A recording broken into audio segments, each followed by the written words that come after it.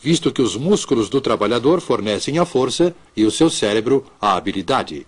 Séculos e séculos de fabricação e de utilização de máquinas. No ano de 1765, há mais de 200 anos...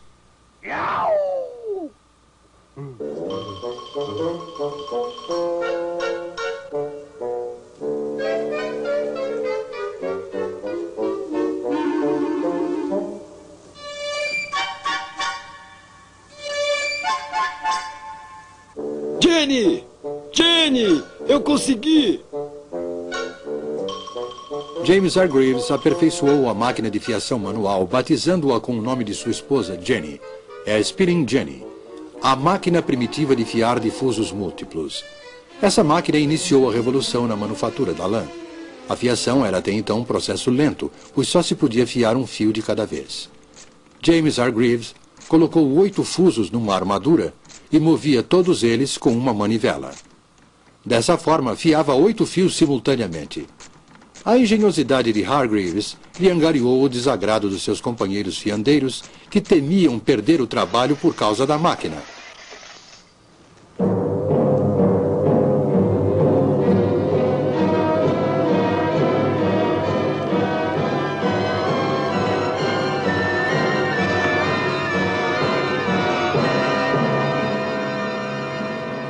Mas Hargreaves não desistiu do seu empreendimento. E logo depois desenvolveu uma outra máquina que fiava 16 fios ao mesmo tempo.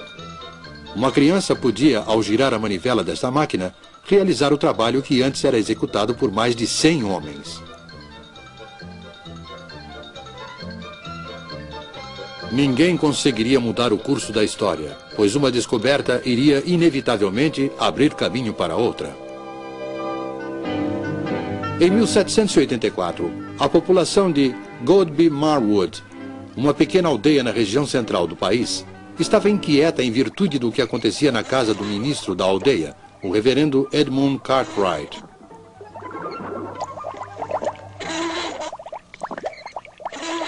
Acontecem coisas muito estranhas ali naquela casa. Parecem coisas do diabo.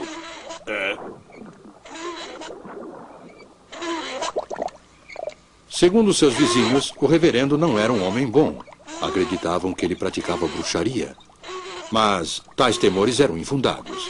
Cartwright havia simplesmente desenvolvido uma máquina, acelerando assim o processo de industrialização. A partir de então, a energia não era mais produzida pelos músculos dos trabalhadores, como ocorria com a máquina de fiação. A fonte da energia seria a água. A força da água corrente foi utilizada para movimentar uma máquina de tecer. Estava criado o tear mecânico. O trabalho manual na indústria têxtil foi abandonado, como foi também o velho sistema doméstico de manufatura. O tear mecânico, além de ter um preço elevado para o tecelão comum, era muito grande para ser colocado em casa. Mas, se pudesse comprar 12 teares e instalá-los num prédio... Foi dessa forma que o tear mecânico acelerou o crescimento da indústria e do sistema industrial. A partir dessa época, em lugar de trabalhar em sua própria casa, o tecelão passou a morar em um lugar e a trabalhar em outro. Embora isso seja comum hoje em dia, naquela época houve uma implacável oposição à tirania da sirene da fábrica.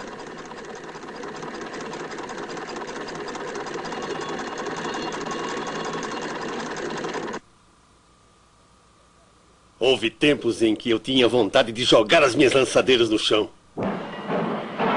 Mas a máquina que daria o maior impulso à Revolução Industrial ainda estava por vir.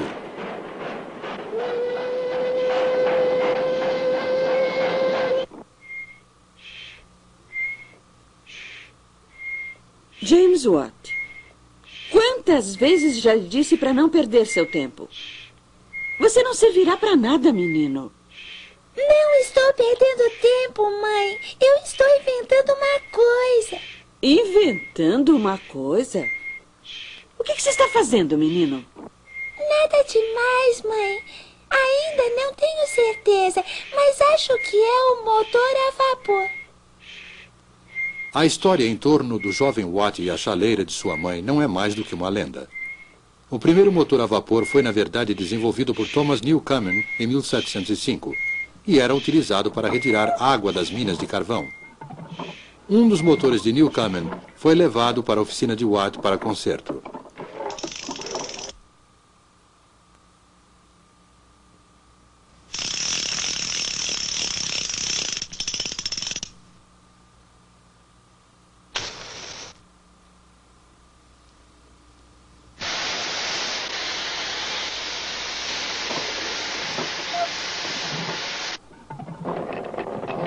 James Watt empenhou-se nesse trabalho e, por volta de 1781, aperfeiçoou o motor, convertendo-o em grande fonte de força. Essa era uma força barata e podia ser utilizada para dar movimento a todos os tipos de máquina.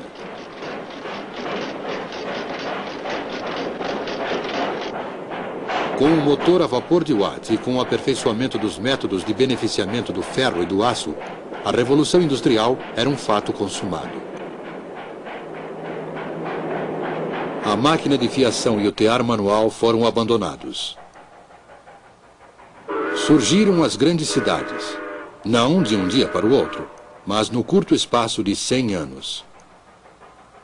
No lugar do mestre tecelão, semi-industrial e semi-fazendeiro, apareceu o capitalista, proprietário de muitos teares e empregador de centenas de trabalhadores.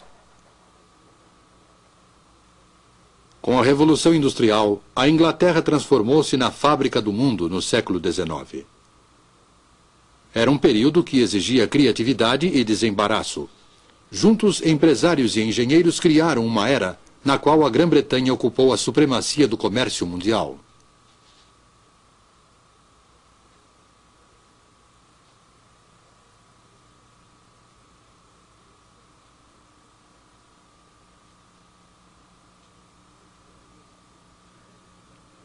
Parecia haver motivos suficientes para grande otimismo.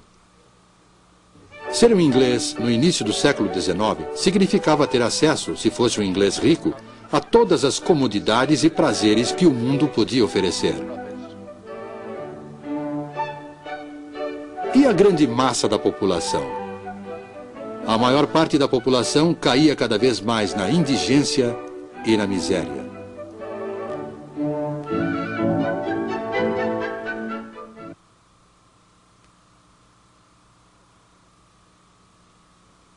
A qualquer hora do dia podia-se ver as mulheres utilizando, para as necessidades domésticas, a água de uma vala imunda e fétida, cujas margens eram cobertas com uma mistura de lama e lixo.